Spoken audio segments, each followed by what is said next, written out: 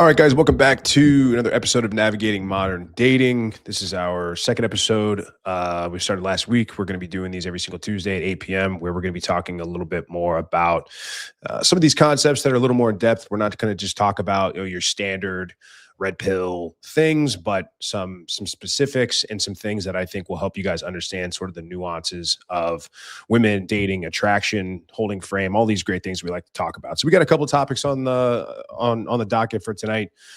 Some of these are just things that we may be seeing out in the wild and things that are becoming popular now. And then some of them are things that guys from like the Brotherhood and the Academy have been talking about and shared some experiences and things like that. So I think the first thing we wanted to kick off with was this idea. So we had a question from a guy in the Academy talking about being in an LTR and how frequent he should be essentially having sex. Like, what's the good frequency for sex in an LTR? Hey, like I'll read it. I'll paraphrase it, guys. Obviously, like, sex is the glue that holds a relationship together. But how often should I expect to have sex in a long-term relationship? Does it become less frequent? And when it becomes less frequent, what do you do? I have an idea, and I'm still working on it. I'm looking for different perspectives. And then maybe I want to give a little more context to this. So my girl is cute, but she's gained a lot of weight throughout the relationship. I was able to see past it because she had GBD, but ever since she got a new job and started making her own money, things have started to dwindle. She works with a lot of women, and I'm not sure if she's comparing notes with friends/coworkers.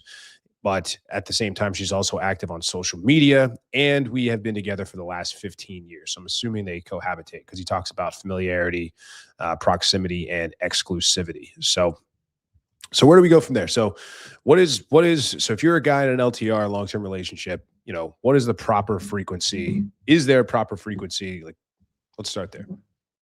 Well, there's so much to unpack with this ask in the Academy. Because like there's so many angles that kind of like hit into this thing and probably like each leave their own dent and chip in the problem. My like number one takeaway is being exclusive is how you get here, right? Like if you enter into a relationship where like the bare minimum is she knows you will step out tastefully and respectfully and quietly, like it doesn't fucking matter how much sex you have in your marriage, right? Like if she's not feeling it, cool. Like I'll just go get it somewhere else. The other thing that, and he expressed it in one of his follow-up posts, kind of as we were going back and forth in the Academy, was like his worldview was, but wait, women have lower sex drives than men. And like, I don't necessarily believe that's true. Like women attach their they give sex to men to get validation from those men. And the reason for that is to ensure their survival.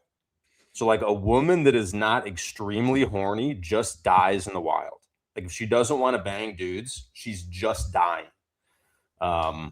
So like women evolved to be freaks. And like every guy has had an experience with a woman, and oftentimes it's like modern women with BPD is like when this primal nature gets unleashed, like for guys to see. So like every guy's had an experience with a woman that is a freak, whether she's like has trauma, baggage, whatever, and that's kind of like what allows her to step into that or not. But women are freaks. Like the stuff women will do for that guy is like pretty insane. Yeah. There's a reason that every culture throughout history has repressed women's sexuality, because like when you don't, it's fucking chaos. Like women are like poisoning guys in their sleeps, poisoning like their husband in his sleep, praying that like the hotter, stronger neighbor will take her in after.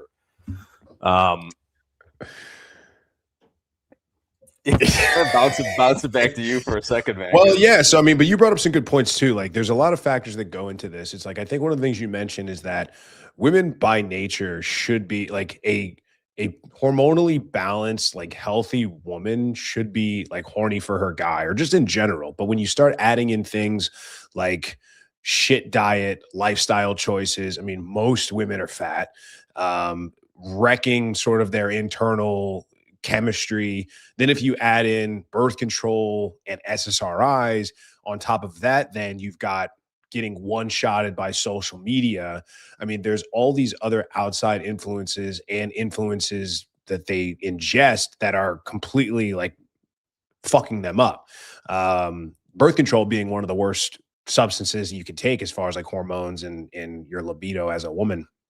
And really quickly, as a quick aside, a lot of people may not know this, but birth control essentially tricks your mind or convinces you that you're pregnant as a woman. So it literally changes your brain chemistry and changes what you are attracted to. So women as a by nature have this sort of dual mating strategy, right? We call it like they want the hot guy, but they also want the safe guy. She wants to be able to have both of those, and it's very rare that a woman can satisfy both sides of that coin with the same guy. But that's a story for another time. The point being that when a woman is pregnant or when she is, 8 months, 9 months pregnant, whatever, and she's waddling, she can't take care of herself. She can't get stuff off the top shelf. She's pregnant in the wild. She's dead. Like she can't fight or run or anything like that. So what she's looking for from men is safety, security, providing all of these things that are traditionally seen as beta or comfort traits.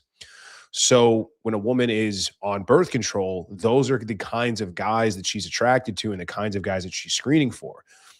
You get a woman off of birth control, now it flips. Now she's looking for the guy that's hot, the guy that's wild, a guy that gives her the tingles.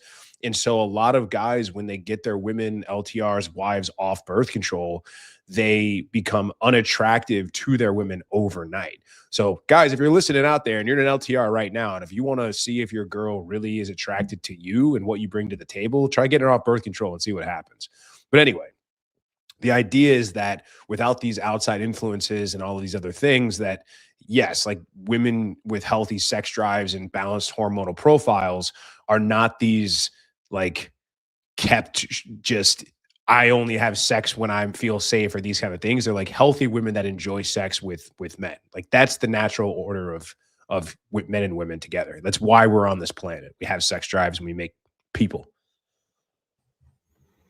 Yeah, so like this is like the guy that asked this question says that I think he said they have 2 kids. So she might, like, if they decided they don't want more, she might have gone on birth control. And so like a woman, if a guy, like you said, if a guy meets a woman who's on birth control and she gets off of it later, it's usually a fucking disaster. Totally. But like either way, like when a woman is on birth control, it wrecks her sex drive because like her peak sex drive is when she ovulates. And like the hormonal level that signals for her to drop an egg is basically what the hormonal birth control stops. Yeah. So it's like they will never be that 5 or 7 days in their cycle when they're able to get pregnant. They will never have that when they're on birth control. And then, like, have you just seen a woman when that, she's ovulating? Like these broads are feral, man. Like they go insane. They're like, tie me to the radiator, like I'm it's the full moon and I'm a werewolf, because they just go nuts. Yeah, that's something for guys guys that are spinning plates in like a more serious way, like vetting women for mother stock, essentially, especially if it's going to be multiple women. Like you want to make an effort to go see your girls when they're ovulating. It's good to be like, the more times she can tie that feral sex drive to you, the better. But like this is potentially one issue that this guy that asked this question is she might be on birth control, and then like if she's gained weight, that's going to mess up her hormones. Whatever her diet is, right? Her diet and her exercise, that might be messing up her hormones and reducing her sex drive. And like now she's got a job that she didn't have before. So this is her like taking on this masculine burden of performance out in the world, giving her stress, and like now her sex drive's lower, right? So there's like so many things that go into this that like, and then like there's no dread, right? Like she knows that no matter what happens, like you're hers. Like she fucking owns you. And like women are very, very turned on by pre-selection. So when you take that out of the equation, you're taking away this huge chunk of what makes a man attractive, which is what makes a woman horny for a man and want to jump his bones. Yeah, I mean, you're spot on with everything there. I think this is a sadly this is a case of because the more you unpack this and however layers you go deep, there's all of these things like you said that just stack up, and really at its core, this is a failure of masculine leadership. Your woman doesn't get fat in a vacuum. She doesn't get a job in a vacuum. If they've been together for a decade and a half and you've got kids together, like you're ideally still the masculine leader in that relationship. It's not I mean, she's not going off and just doing these things on her own. It's just that a lot of times this is a result of guys getting lazy, guys not maintaining and holding the frame and saying, "Hey, like you're going in a direction that I didn't sign up for." There seems to be this idea, and this is mostly comes from women, but it's till death do us part. This is what you signed up for, and sickness and in health and good and bad and all these kinds of things. And that ultimately is what marriage is for a lot of women is an insurance policy. And it's I can do whatever I want to do scot free. And if this guy decides he wants to leave me, like that's fine. I'll just take half of his stuff and his kids so that he can't see them again. And this is not a conscious thing that a lot of women talk about and go through, but I've talked to a lot of women, and when I ask women why they want to get married, it's usually one of two answers. The first one is they're all about the wedding. They want to get married. They don't want to be a wife. They're like, I just want this amazing day, this party where it's all about me and all my loved ones. They don't usually say it's all about me, but they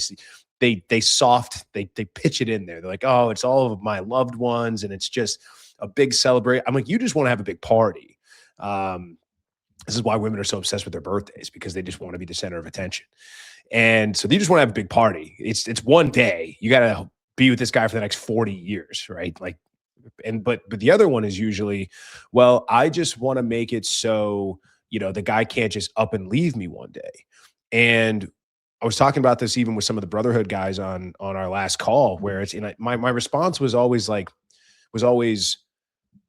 don't you want a guy who would rather choose you when he doesn't have to than a guy who stays with you solely out of obligation? And they all were like, no, I just want that security. I just want the safety. I just want, so he can't just pick up one day and leave. And so again, like that's what guys are signing up for, especially if they're doing the marriage thing. But it doesn't even have to be marriage. Like, I don't even think these two are married. It's the cohabitation. They've got kids together. All that sort of stuff. So yeah, there's really sort of a laundry list of things that happen to get to this point, and a lot of guys just don't recognize the signs until it's too late, when they're like, "Hey, I haven't gotten laid, and I've gotten laid like once this month." And then they start doing that. They do like the excuses tracker, right? There's guys that'll get like a spreadsheet, and they'll be like, Tuesday, January 27th, too tired. Wednesday, January 28th, cramps. Thursday, January 29th, stomach ache. Like, and they'll do like a 60-day running calendar, and they highlight like 3 cells where they got laid.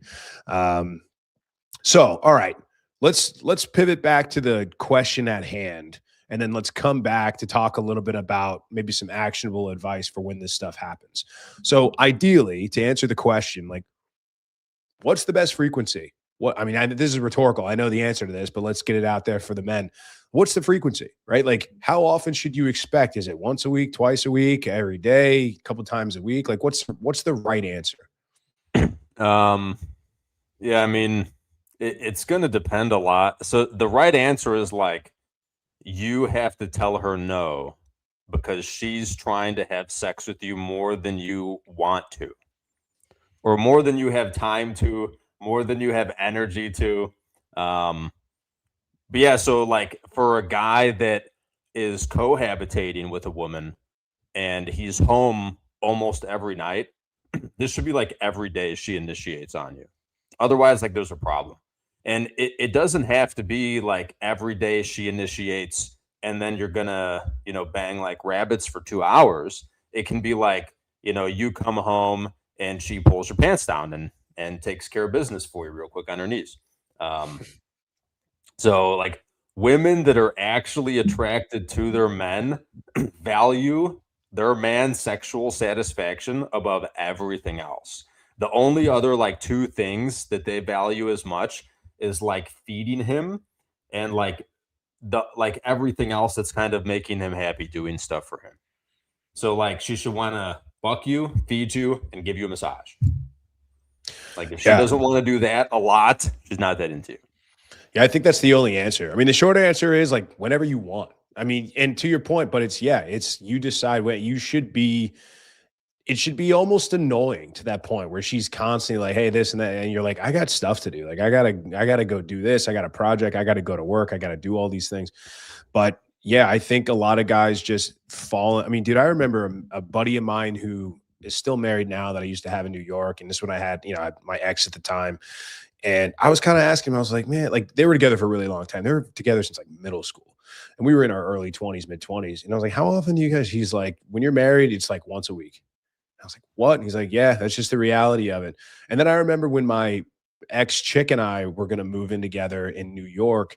And I remember we actually had this conversation. I was like, well, like, because I didn't know anything at the time. So nobody in the comments come for me. We've all done this.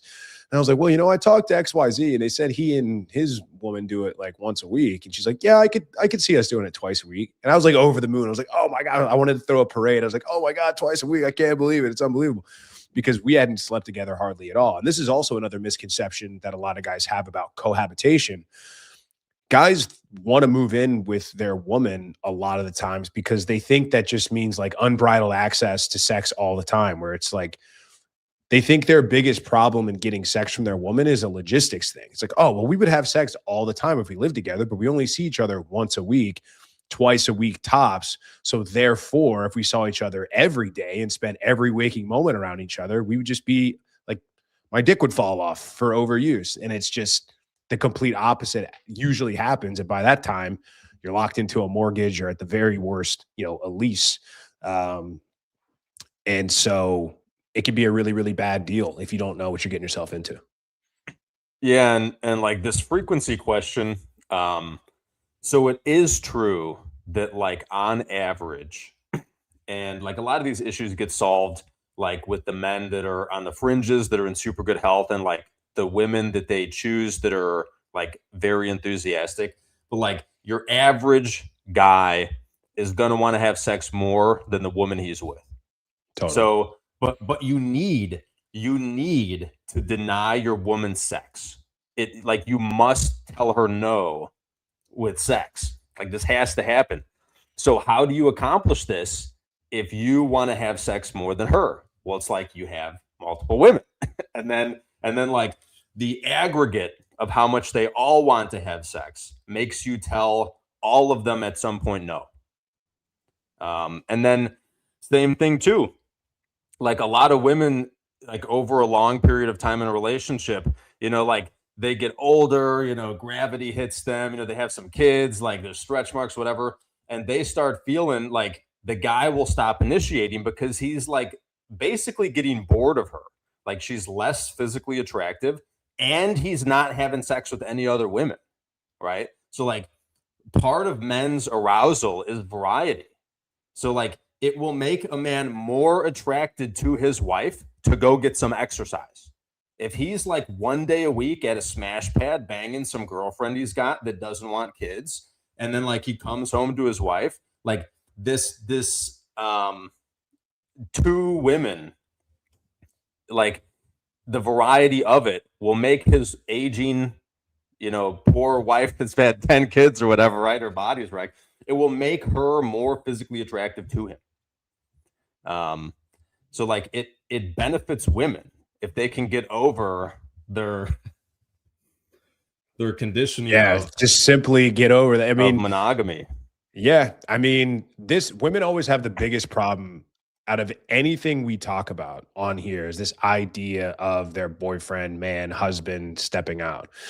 And I mean, we can dumb it down as much as we possibly can. I could sit here and say like, yeah, I love steak, but I don't want to have steak every night for the rest of my life. Like it's just one of these things and it's not their fault. They just don't understand it because it's not something that like women were not born to do this. Women don't have the same brain chemistry. Like what drives them sexually and what drives them to reproduce is completely different and opposite of what drives men to do that.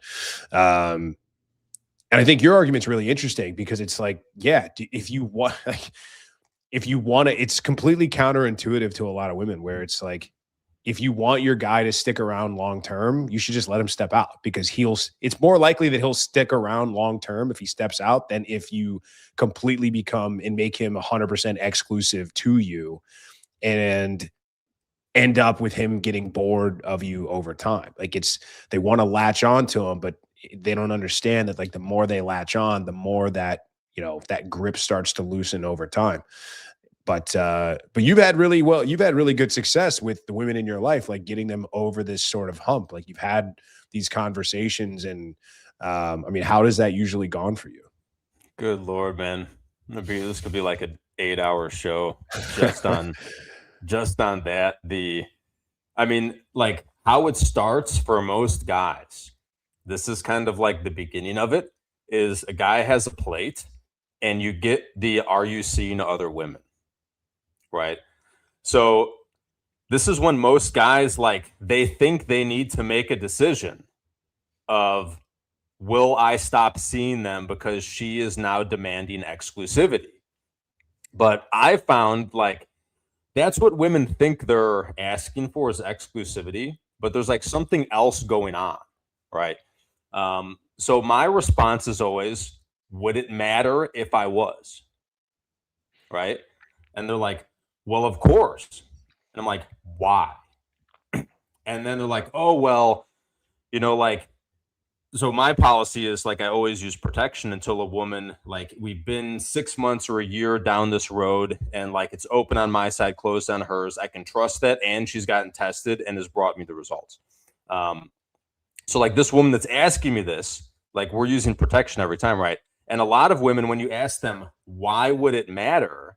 They're like, oh, well, I want to know if you're seeing other women. Like if you're really into me, I'm like, if I was seeing other women, how would that change the relationship that we have? Like, do you like the relationship we have? And they're like, so they finally get to, well, I just want to make sure that like I don't get an STD. And then I'm like, every time we have sex, I use protection. So exactly how is that going to happen? Like, does that make any sense? And not a lot of women, like there's a lot of women that will stick around after this. Like you've basically said, it doesn't matter. Who fucking cares? Like there are a lot of women that will stick around because they just want, like, they like having sex with you. They're attracted to you, but like they're not going to accept this on a long-term basis. And they like are going to go try to find that beta provider guy.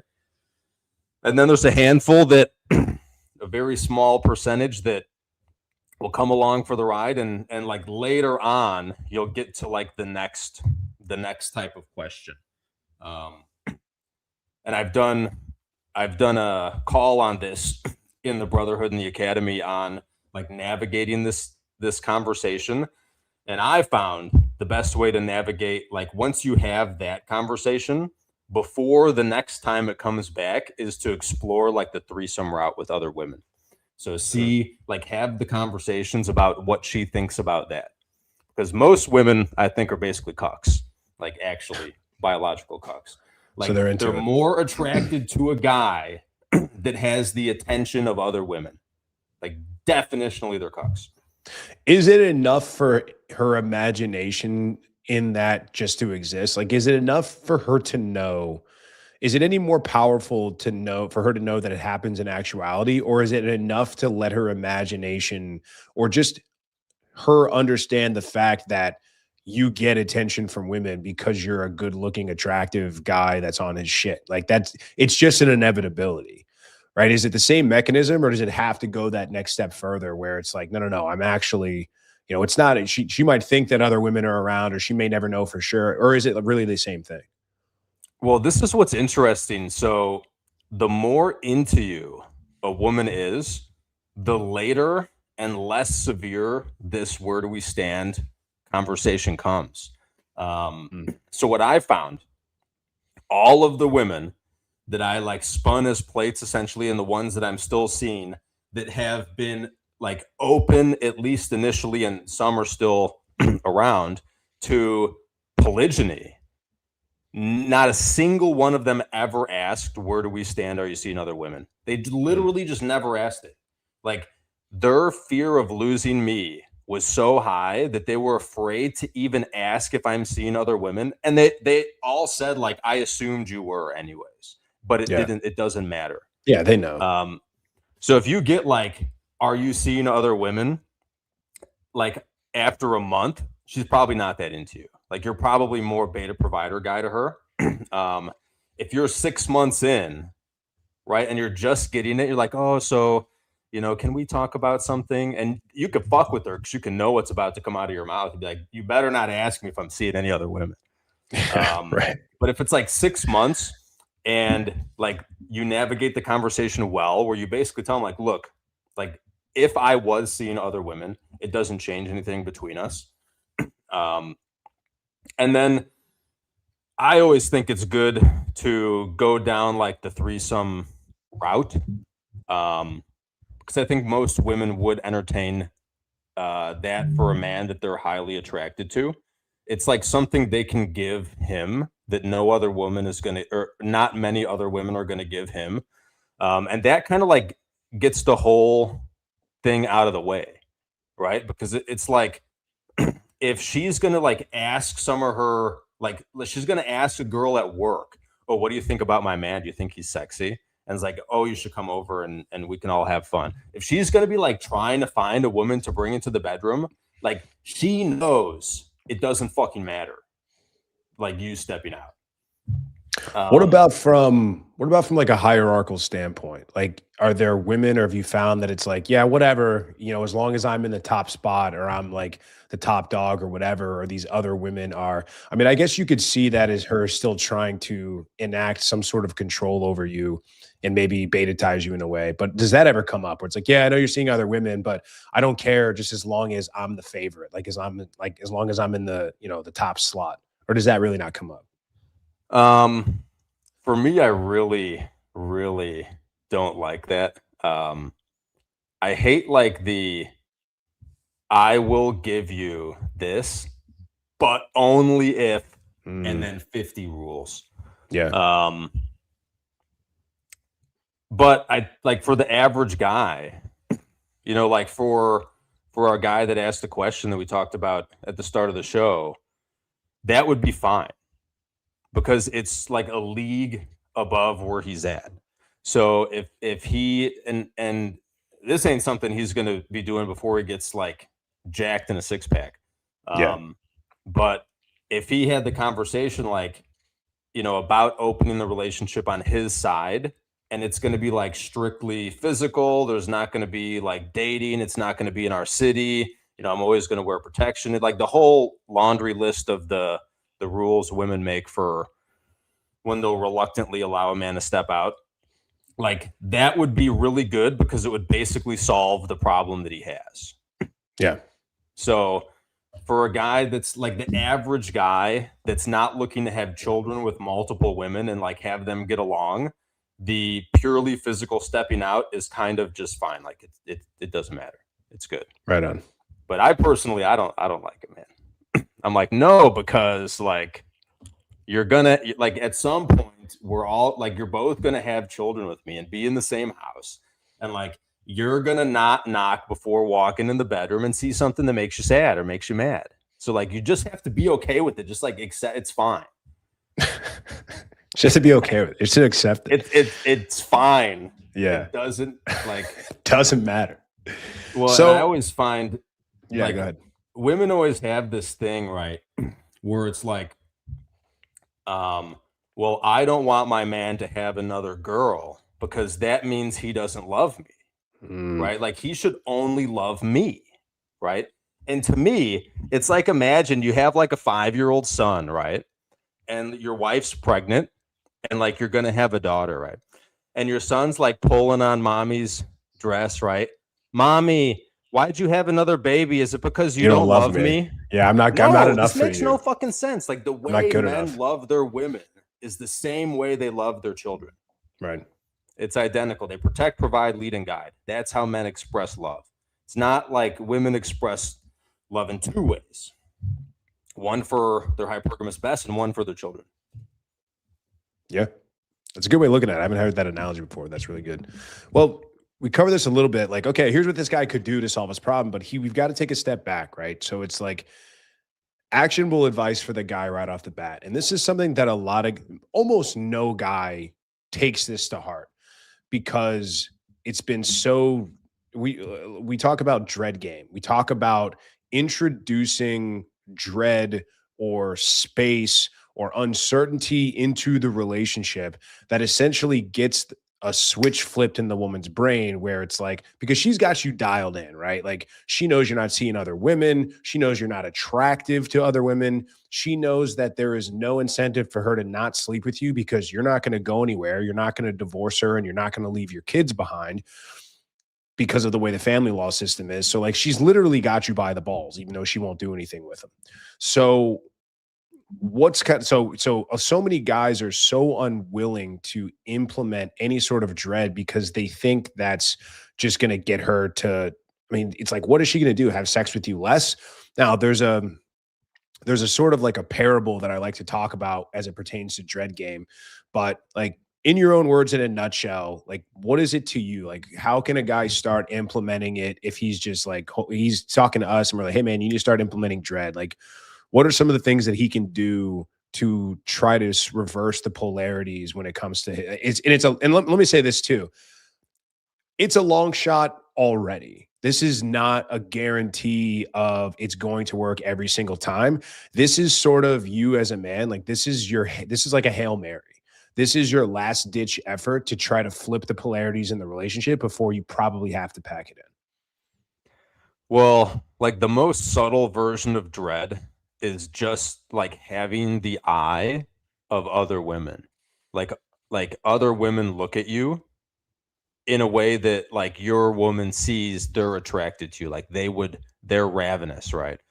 So like it's the easiest way, or it's the simplest way, I should say, is to get in the best shape of your life, right? Like if you're 13% body fat and have a good amount of muscle on your body, like, and then like you also got to get clothes that fit you so that other people can see that. But you can even put yourself, like if you are shredded but you don't wear like really good fitting clothes, take your wife and kids to the fucking beach. Like they're all gonna have fun, and then there's gonna be like hot young women looking at, like, the sexiest man of the year in women's magazines is always like 35 to 45. So if this guy is 40 and he gets in fantastic shape, like 27 year old women are going to be drooling over him, and then they see the wife and kids, so they get more attracted. It's a pre-selection, right? So yeah, like your woman's going to see you at the beach.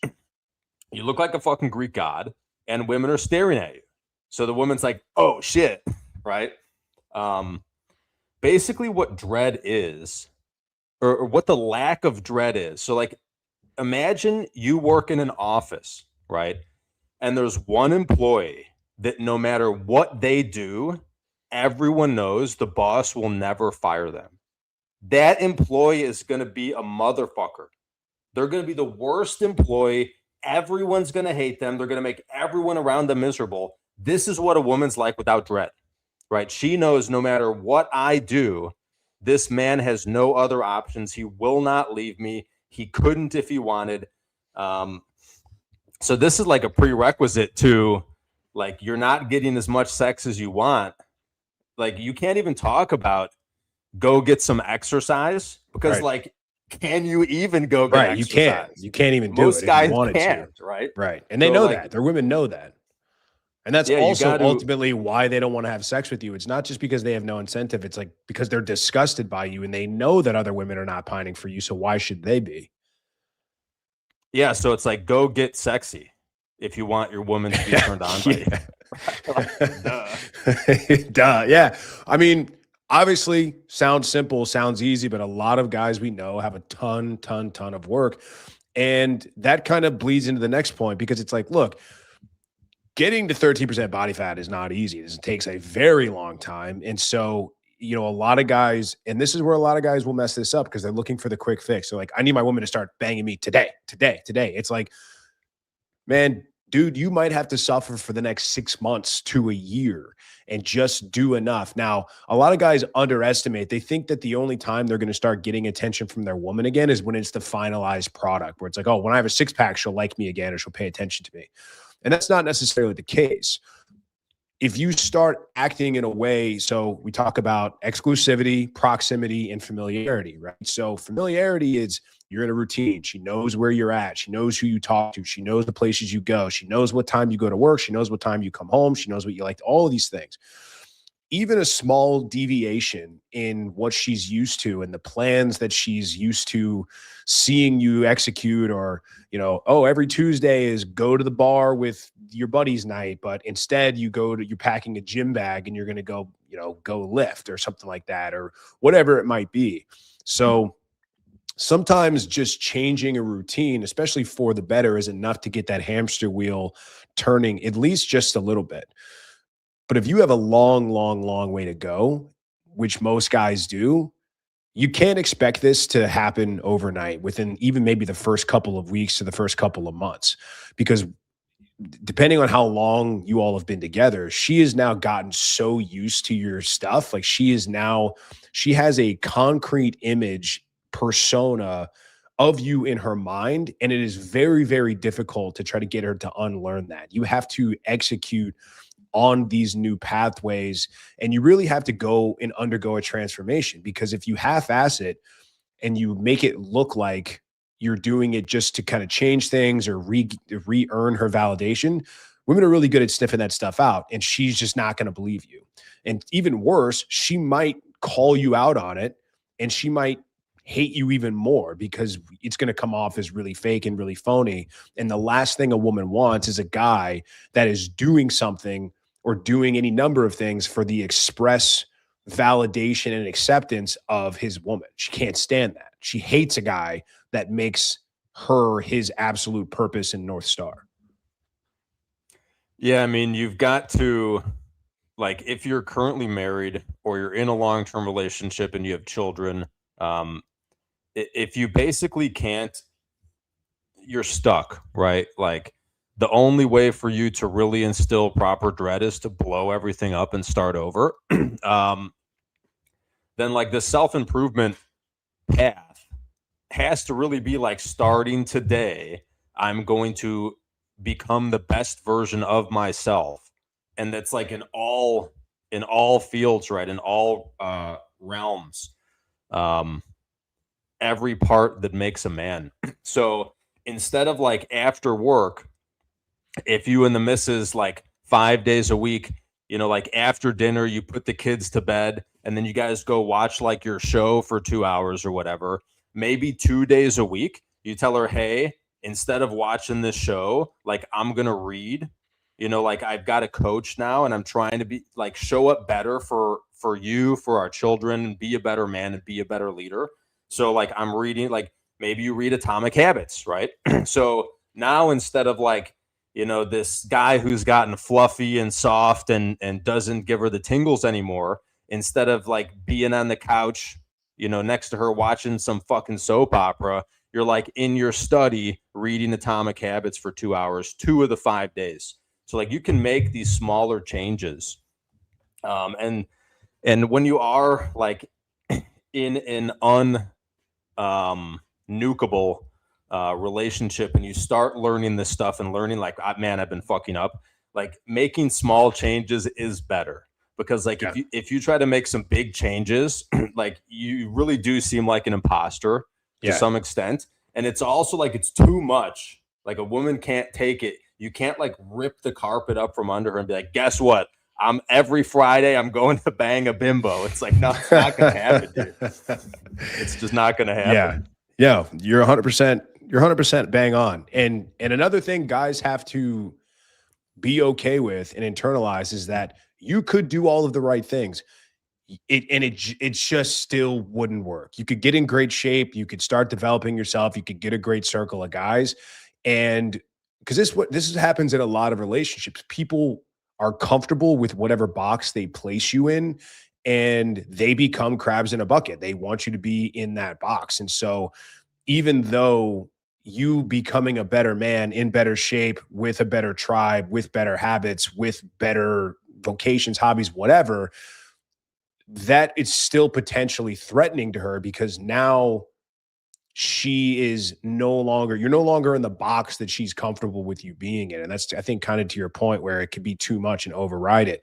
But at that point, ideally, you've created such an amazing new life for yourself as a man. And I'll talk about this. I'm not going to talk about it tonight because I think it deserves its own live show. So I'll probably do this on my next live show about the allegory of the, captain and the first mate, or the 1,000-foot tow rope. So essentially, if you're this captain of this ship and she's, let's say, really quickly, you're the captain of the ship, she's the first mate, you stop steering the boat, so she jumped overboard into the lifeboat. And now after a while, after the boat stopped moving, you got back on there and started driving forward. But now she's not pulling herself back onto the boat. She's just sitting in this lifeboat. And now there's drag on the boat. Now her presence and her being around you is actually bringing you down. It's causing you unnecessary stress. It's causing you BS. She's nagging. She's doing all of these things that are making your life more difficult. So there could very well come a time where if she's not going to step up and reassert herself as an asset to you, it's time to cut her loose. But I also think that a lot of guys are not ready or prepared to do that either. And I think that's probably one of the bigger things we see guys coming into this space, is that a lot of guys that come into this space, they come in here because they're in a current relationship. It's not always a breakup.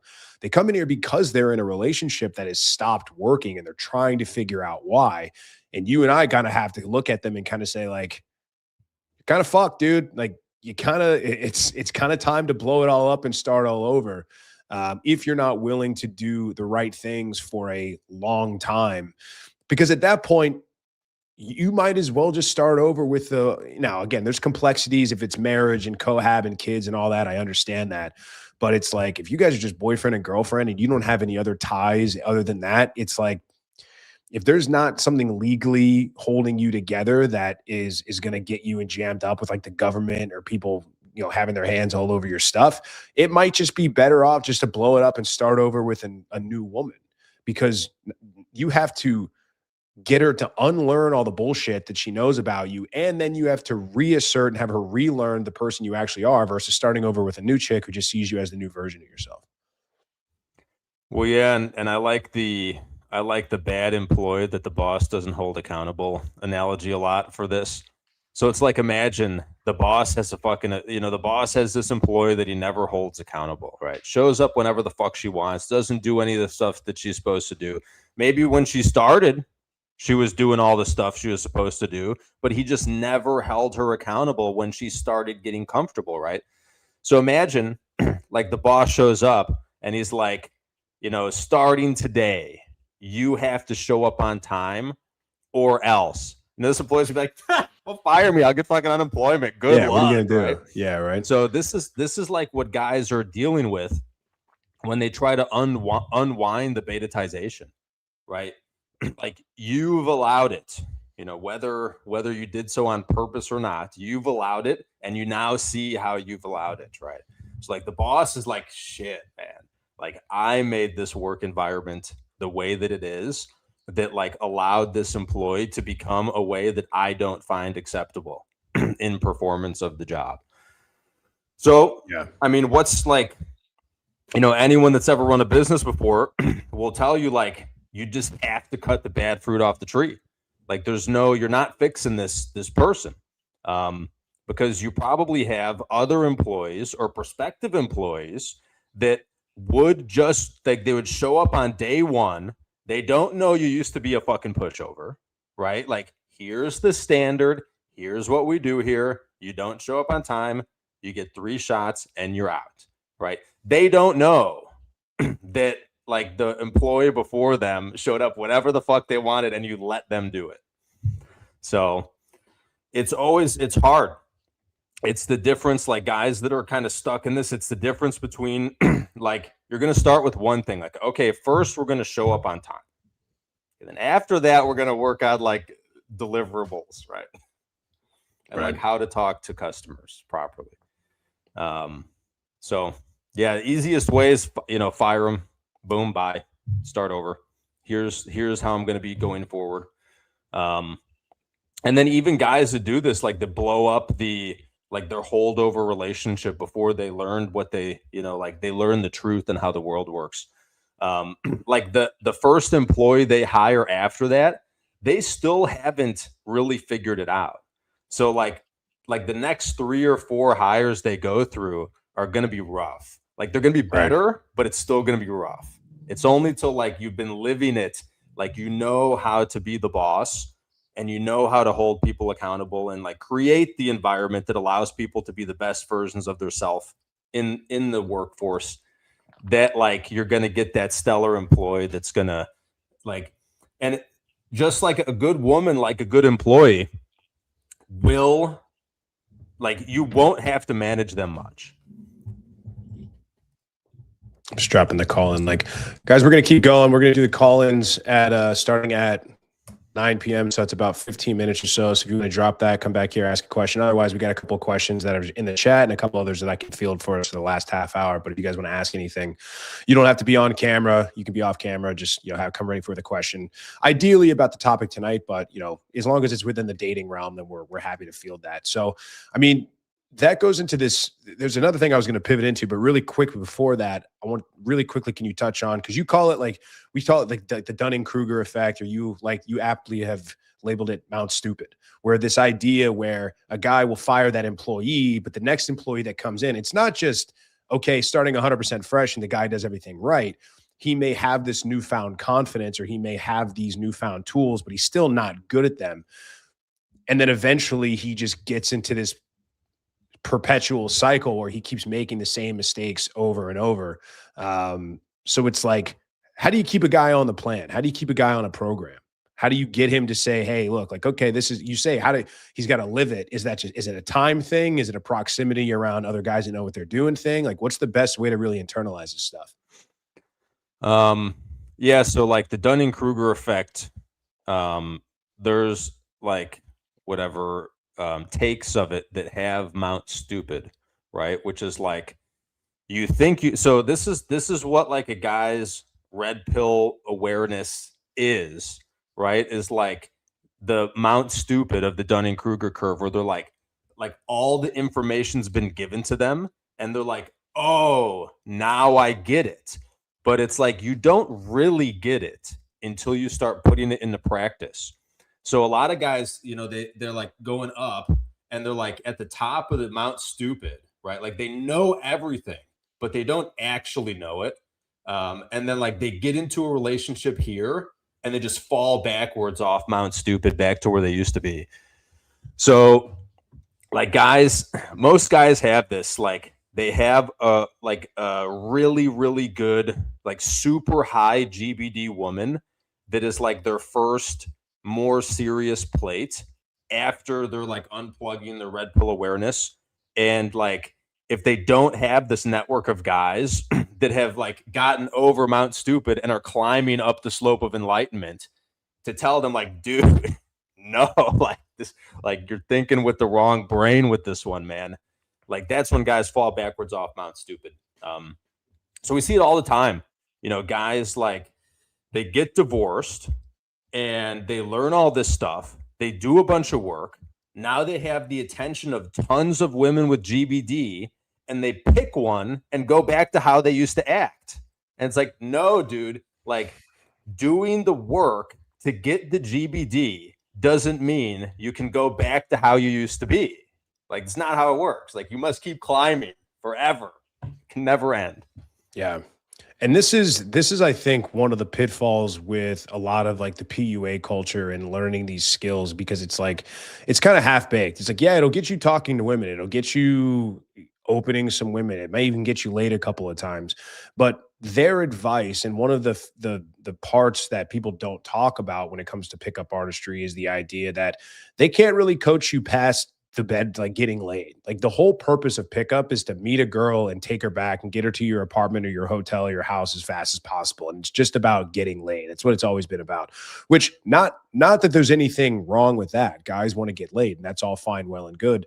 And what it's also done is show guys that there's a predictive framework out there that works more often than not, or at least works often enough that it works and it satisfies guys' sex drives and a willingness and ability to get women and things like that. But it doesn't really talk about the underlying why women respond this way and then how to continue doing that throughout. And so that's kind of the problem. It's like after you've been with a girl for maybe a couple of weeks, she's not falling for the same parlor tricks and like card games that you play with her, or these like mind, like the cube game is you can't run that play on her every single week forever and expect her to stay interested. So yeah, it's really about not seeing the information and seeing this stuff as a band-aid and seeing it as, stitches and stitching yourself up and using this as a long-term solution and understanding that your learning and your application never ends, because that's really what happens. Well, guys are like, oh, I've done it. I've got the girl, got her. I learned all this stuff. And now it's like, cool.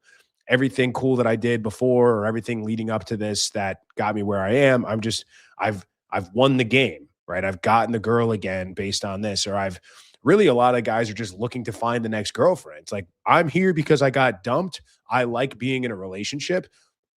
Find another relationship. Problem solved. And that's a terrible way to look at it. It's like the opposite way to look at it. Well, and I think like gym analogies help guys a lot. And most guys can remember a time in their life, especially if like they weren't pushed towards fitness and lifting at a young age. Like they woke up one day in their 20s and they were a fucking skinny retard like me.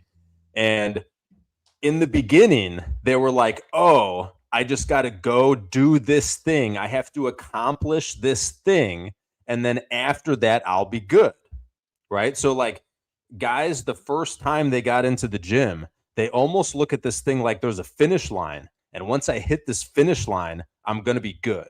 But that's not how it works. Right. So like what you did to get to whatever your finish line is, 13% body fat, V-tape, or six pack, you have to keep doing those things forever. And this is like what game is. This is what everything is as a man. It's always a climb. Like if you're not going up a step, every day or every week or every month, like you're going backwards essentially. Yeah, I totally buy that. The point that I wanted to go into after that is something we touched on a little bit, I think a lot last week, but I think there was maybe a follow-up question. And this is something that I don't think we can talk about enough because so many guys fuck it up and get it wrong. And this idea of holding frame and holding boundaries without becoming like a dick about it and getting it to the point where they are up in arms and yelling at you and angry and screaming, but avoiding the betatization. And I think you made a really good distinction last week where, betatization comes from you saying yes to things that are going to make you soft. It's not maintaining the behaviors that maintain your attraction. It's not just about, you denying her certain things or you saying no to certain things just to do it just because, and that's because you want to maintain the frame and you don't ever want to give any ground. It's more the idea that if saying yes to things make you lazier or make you softer or make you less attractive, that's where you need to hold the line. Am I getting that right? Like, is that kind of in a nutshell where you like to go with it? Yeah, I mean, kind of what we were chatting about before the show, like guys get this like, I must tell women no, I must not be betatized, I must hold the line, and they start getting like really serious. And you should almost never be really serious with women. Like women are like water, right? Like they're flowing and mystic, right? And they like fill the container that they're in. So like dealing with them with rigidity usually doesn't go that well. Like it kills the vibe, so to speak, right? And like women love a vibe. So I'm trying to think of like what a good example is. So if your woman is like jealous, right? And she's like, oh, who is that girl that you followed on Instagram, right? You shouldn't be like, you shouldn't have a serious fucking conversation with this, like about this anyways, right? You should be like, why do you think she's hot? Right? Like it should be a fucking joke. And like you're not going to be a clown, right? Like you're not going to be a dancing monkey or a clown, but it should be like the aura that comes off you should be like, why are you being so fucking serious? Like, come on, let's have fun. So a lot of guys get this wrong where it's like, I think like the only time you should really be serious, and like really blunt no with a woman is when you're like approaching some seriously unacceptable behavior where it's like you have to point her face at this or you have to stop seeing her, right? So it's like you basically get to like a hard next type of situation, which is like if she does this again, that's it. That's when you should be serious. And then if a woman wants to like be a pain in the ass because you're not being serious about something, she's probably not that fucking into you. So if she's like, "Oh, who's that girl you followed on Instagram?" and you could be like, "Look, it doesn't matter. I know, like, you feel some type of way because she's got bigger boobs than you, but just fucking calm down. It's not a big deal, okay?" And then if she's like, "Oh no, I'm serious," like that's disrespectful. Be like, "Look, why don't you just hit her up and invite her over and we'll talk it out? We'll have a good night." Right? And like if she's still being a bitch, you know, she should be like, "Oh my God, like why do you always have to be like this?" And like it should be lighthearted, whimsical, fun. It shouldn't be a fucking argument, right? Like it should be a deflection that like she thinks is funny and she doesn't escalate it because like you're not that guy. And like it's not normal for a woman like when she's confronted with something, which is it's basically a no. Like what you're telling her in a fun and playful way is we're not having a serious conversation about this. But you're doing it in a fun and playful way, right? So like a woman that's like, "No, we're having a serious conversation about this." Like she's just not that fucking into you. Right. Right? Like she just wants to make rule. She doesn't like you. She likes a version of you that she's trying to make you into. Yeah, she's trying to mold you into the guy that she can be domineering over and that she can control, which inevitably is going to make her unattracted to you anyway. So again, you know, like this is just what they do. And this is a lot of this stuff is subconscious, right? So they don't do this stuff on purpose. They just have these feelings and they got to get them out. And that's just kind of the way that it is. And again, we don't pass moral judgments on the show. We just talk about how men and women are. I mean, and that's another thing really quickly. You talk about women being serious with women and it's like, you know, handling that as like handling disrespect or doing something in a way that because there was another guy that had a text exchange with a woman that he was seeing, and I think there's something that she said that I think maybe she was like joking around with him, and it kind of rubbed him the wrong way, and you know he really first of all he did it over text, and then two he kind of really like flew off the handle at her in a way. Now she was apologetic and she was like, "Oh, I'm sorry," this kind of thing. But I know you kind of said you're like, dude, like the only time I ever have a serious conversation with a chick is like after we've already gone like a round in bed. So, I mean, when is the right time, and then what is the right subject to have serious conversations with women, if it does exist at all? Yeah. So for me, and I kind of touched on it a bit, which was like my mindset is like I'm gonna be who I'm gonna be, and I'm trying to be the best man. Like my goal is to be the best man that I can be, right? So like if a woman doesn't like who I am or who I'm trying to become, she's just not into me, right? She needs to go find a guy that she's actually into. If she thinks like I would be better off being some different type of man than I currently am or I'm trying to become, like she doesn't like me, right? She likes this imaginary version of me that is different, that like serves her better. And like so for me it's like a middle finger to me when a woman wants to change me because like okay, so you're not into me. Like fine. Like there's going to be another woman that's into me. So for me, like the more serious conversations that I have with women in my life are more so like this is where she's at and this is where I want her to be. it's like not necessarily like an improvement or whatever. It's like she has a certain mindset about something that I don't think is correct and that I want to correct. And so it's like my serious conversations are like me leading and guiding her to a better place for herself. And also so she's a better fit for me and what I'm doing.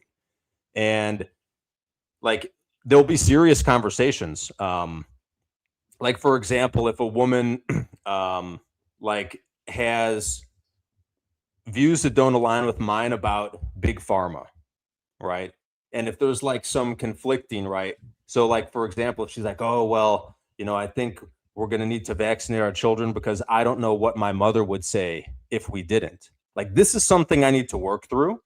So I'm going to have a conversation that's serious about this, but it's going to be like productive to try to lead her to where I want her to be. And I almost always have these conversations post coitus. Like that's when women are by far the most receptive to like being led by a man they're with. So get her in bed first, and then that's when you're going to have the conversation. Yeah. And this, like, I mean, think about like a woman you've never been with trying to convince her to change her mind about something. There's no fucking shot. Yeah. There's zero chance until like she has developed GBD, which she only does when you blow her mind in the bedroom. Like there's no woman that like finds a man highly attractive and he's like a wet noodle dumbass in the bedroom, and then she's still highly attracted to him. She'd be like, that guy was he was super hot, but really weird in the bedroom, right? Yeah, I mean, women don't care about the opinions of guys that they're not sleeping with. They just don't, right? So they don't care. Especially like, doesn't matter if you're giving her money, doesn't matter if you're, offering things, flying her out, sending her checks or whatever. She doesn't care because she can get that from any other guy, right? So if she's decided to sleep with you, that means she's chosen you. That means she's got genuine burning desire for you for the most part. Like there's girls that have one night stands and things like that. And like when a girl tells me she has it, I'm like, yeah, right. That one doesn't count. Like the girl on like last night is like, oh, I've never had a one night stand. I'm like, yeah, I guarantee that you have. I mean, it's kind of a dumb thing to ask her straight up if she ever has. I mean, some women are honest about it, but it's like the body count question, which is why I kind of laughed when this guy asked about it earlier in the chat, or he said something along, he's like, asking a girl what her body count is a legit question. And I don't think that it is, because I don't think asking a question that you're never going to get a straight answer on is smart. I think all that does is overplay your hand. I think all that does is project insecurity. Even though I know the reason you're asking is not out of insecurity, that doesn't matter. I think women see that as insecurity.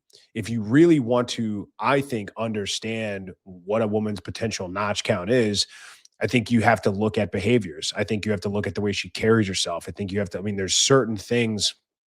I saw something today that I really, really agree with. I tend to think that, or I think contrary to popular belief, the more attractive a woman is, the lower her notch count most likely is. And for the reason behind that being that women will just have dudes doing stuff for them, throwing themselves at them, like sending her money and flowers and stuff like that, just because she's beautiful, just because she's good looking. She essentially has to put in no legwork whatsoever, because most guys have no idea what to do with a chick that's that beautiful. Now, a girl that is like borderline or on the fringe, or it's like could take her or leave her, she's got to put herself out there. And like we talked about at the beginning of the show, women understand sex as a currency. They understand like getting validation from a man sexually is really like the only power she has over him. It's the only thing that she can do. That's why it's always so funny to me when we ask the women for the people at home. We ask them before every female POV show, like, what's your green flag? Why would a guy pick you over another woman? And it's always like, I'm compassionate, I'm caring, I have a positive outlook on life. That was one from last night.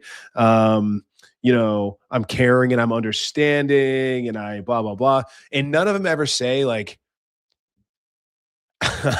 like, I will do X, Y, Z in bed with you and blow your mind like no woman on the planet ever will.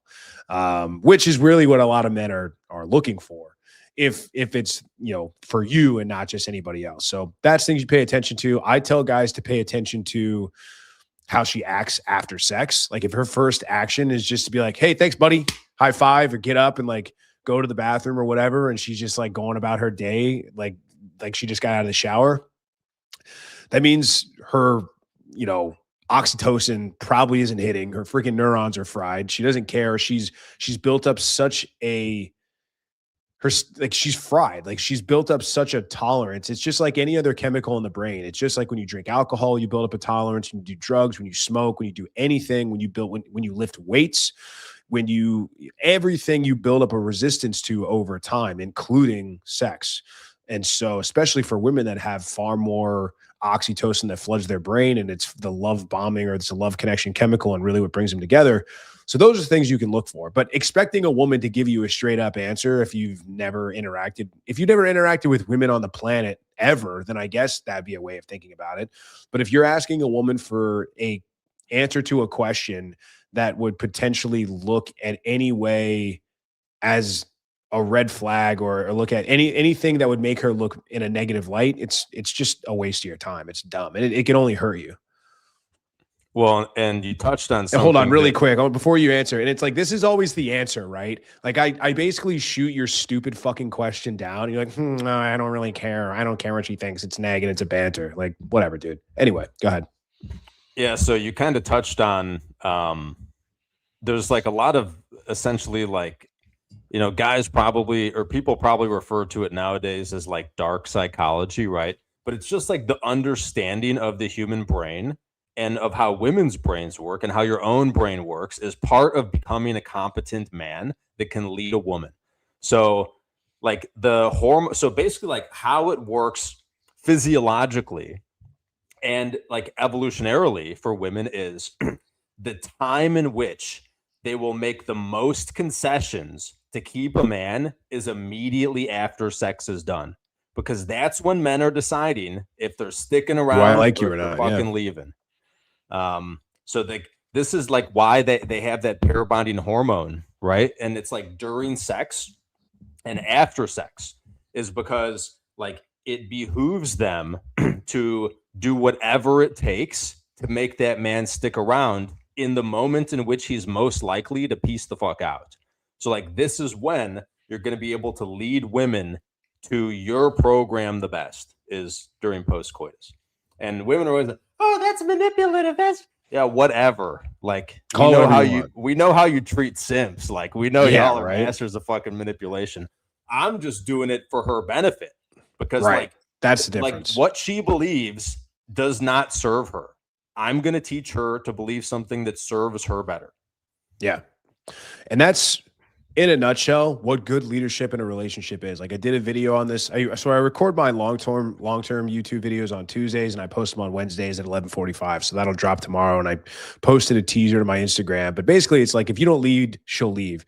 But it's not just about, getting in good shape and making decisions, things like this. It is making decisions that are for the betterment of her and ultimately the relationship that she may not be able to see, even if they're staring her right in her face. Because when women think about these kind of things and when they make decisions, they are far more likely to lead with emotion. And if you can make good decisions on emotion, you can make bad decisions on emotion. So it's not a very good mechanism or barometer of decision making versus a man, or if it's a generally competent man who understands decision making should be largely based on logic and reasoning, because that's a far more sustainable model. That's a guy who's going to be a leader and who's going to make the right decisions in a relationship. It's very difficult to make incorrect calls in terms of leading and making decisions in the relationship if they're not like, it's very difficult to make bad calls if they are rooted in logic and reason. If you're making largely emotional decisions and making decisions from any sort of emotional place, the likelihood that you're going to make a bad call and a bad decision skyrockets. And then if you stack enough of those bad calls together in a row, she's like, this guy can't lead shit. I'm out of here.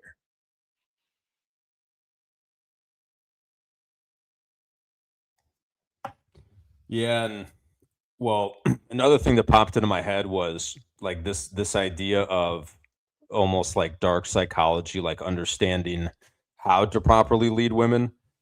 Like women don't operate in the same realm of objectivity as men. And like this is biological. This is evolutionary. Um, so if you're trying to like convince a woman why she shouldn't have guy friends, it should not be logical. And I think like how you teach children is, and ladies get bent as you want, but how you teach children is similar to how you teach women. Um, you're not trying to explain like objectively, statistically, whatever. Like, so you want to latch on to something that like a woman already knows.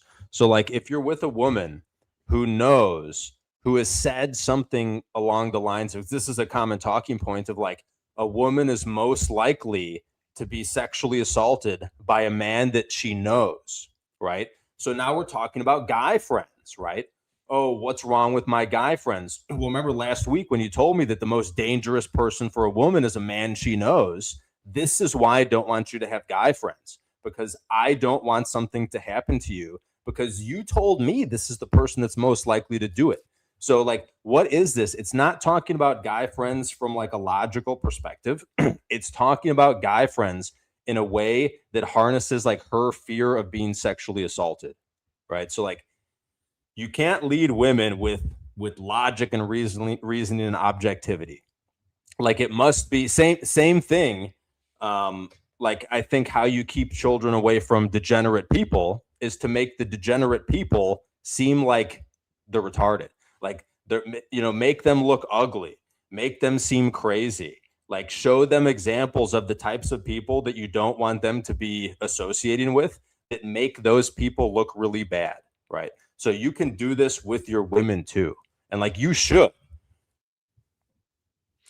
So, for example, like the girls' trips thing or like spring break and vacation, like that's something where it's generally going to be what's an angle you would take with that? It's like, oh, you're going to the club, it's XYZ, or it's like, hey, you're going to go around you're going to be around a bunch of women that are unsupervised and who knows what the hell you guys will get into. Like, what's maybe a conversation you have around something like that? Yeah, I mean, I've had the women in my life cut out women from their lives. Um, and a lot of times I'm like waiting. So like I know that this woman needs to be cut out of my girl's life, but like I'm not necessarily like forcing it right away, right? So, she'll tell me like I know this woman is going to hang herself. Not actually, right? But Not literally. Yeah. she's gonna do stuff to my woman that's going to make my woman have a bad time, be unhappy, feel disrespected, whatever. Because, like, if they weren't, these would be people I wouldn't care that my woman's dealing with. So you kind of like let this stuff build up, right? So, like, 2 weeks ago, Brittany was, like they got into an argument over politics because they don't agree about something, right? And then, like, now my girl's like, oh, did you see this thing on Twitter? And it's like some crazy person that believes what Brittany believes. So now I'm like, well, you can see what the issue is going to be if you keep hanging out with Brittany, right? So, like, you kind of can wait and store the stuff up for the opportune moment where you're going to have the best chance of changing this thing rather than, and this kind of ties back in also to the real seriousness is anything that doesn't need to be a hard next like situation, you can kind of sit on it for like the proper like leadership and guidance opportunity with this issue. Like this issue doesn't necessarily need to be solved this minute. And like a lot of guys would be like, oh, well, my wife is going on a girls trip. It's like, well, like the reason that's happening is because like the 2-year vetting process or so that you should have had before making her your wife, you didn't bring her to a point where like this is not going to be like this big issue is not going to be in front of you. So this molding and leadership process, because there's a lot of guys that say, it doesn't really matter in what you do until she asks for exclusivity. are you moving her past? So she says, what are we? And it's like, well, here's what we could be, but here's the behaviors that sort of need to change. Or is this most like you're kind of doing this from the beginning, sort of testing her, seeing if she'll go along with it, seeing if she'll make the right decisions for herself. And then the more trust she sort of earns, the more serious you're willing to take her. Because a lot of guys are like, look, I don't care what she does, or I don't take her seriously at all until she asks me, what are we? And then I'll tell her, here's a list of behaviors that I don't like that I'm going to give you a chance to fix. And then if and when you do, we'll fix it. Versus some guys that are like, look, I'm going to try and get this woman on my program immediately. And if she's gives me any sort of resistance, like she's just going to be out. Like, where do you stand on that?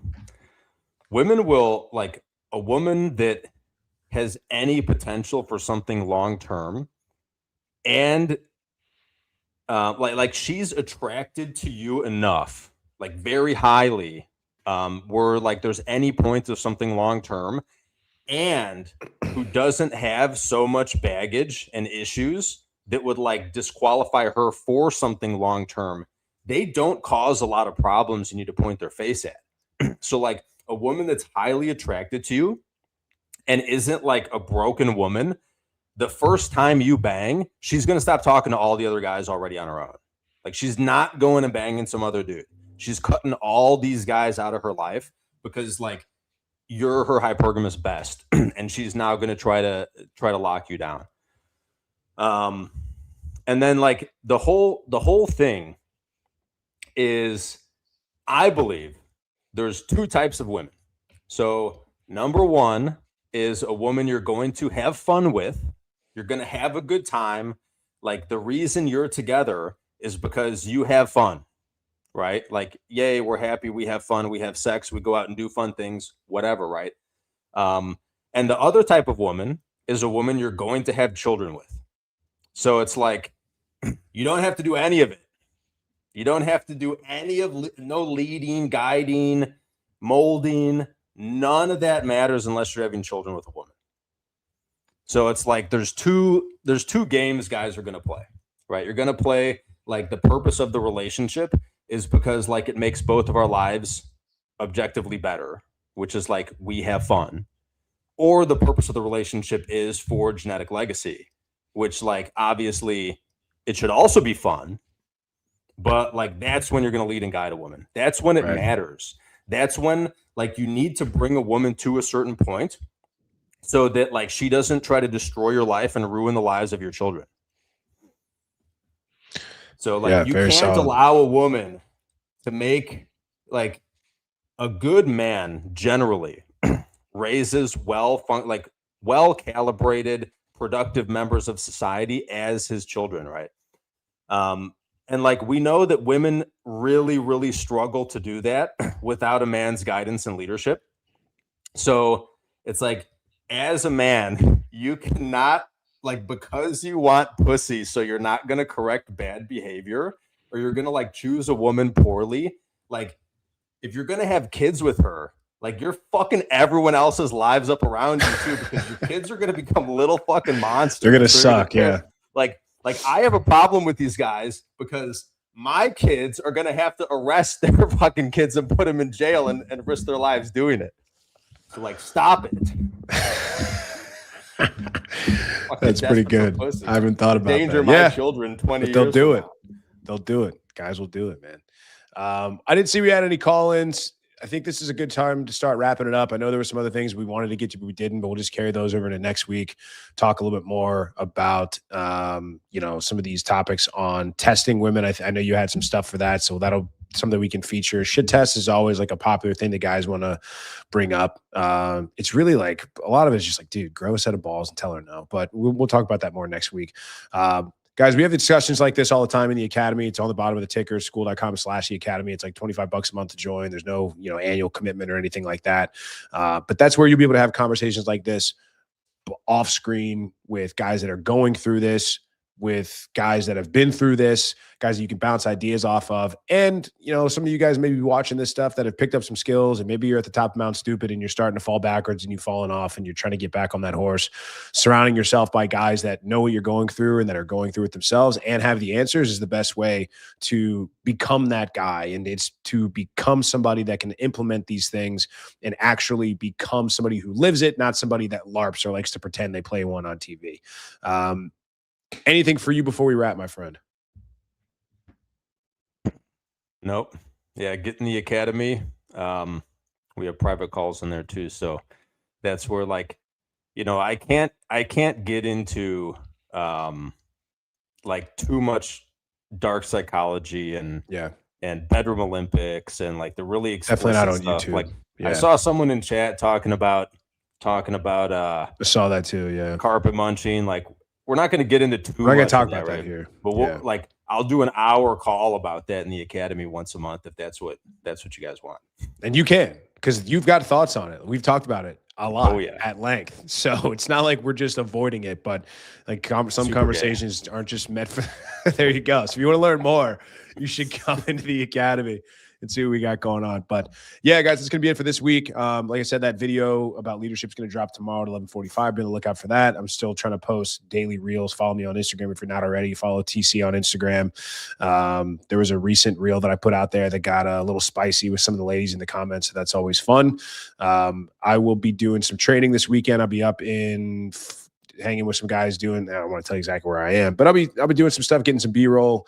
The trips for this year for the Brotherhood are going to start finally picking up, and I'm super stoked about it. Heading up to Colorado next month and doing some more MMA training in March and just some other things we got going on. But great time to jump on board. Great time to be a part of what we're doing. If you guys are looking for a group of guys that are actually getting out there and doing things and making bonds in real life and not just sitting and bullshitting behind computer screens and phones, then this is the place for you. So, you guys can contact me or get in touch with me if you want to learn more about that. But in the meantime, we'll be back here Monday, same time, same place for Moffcast for the female POV. And the next Tuesday, we'll be back. And if you guys have questions about anything we talked about tonight, drop them in a comment. If you have suggestions for future topics, drop them in the comments. We want to hear from you guys, and we want to hear about specific things that you're going through, specific points of feedback. What we want to try to avoid is just talk about red flags, talk about shit tests, talk about betatization. It's best when you guys have legitimate stories and legitimate things you're going through that we can give feedback on, because that helps us stay sharp and it helps us impart wisdom on our guys as well. And it doesn't really do anybody any good to just talk about theory all the time. We want to talk about practical application, because that's how you live and that's how you learn. So with that, I'm going to go ahead and wrap. Like I said, like the video, subscribe to the channel if you haven't already, and we'll see you back here next week.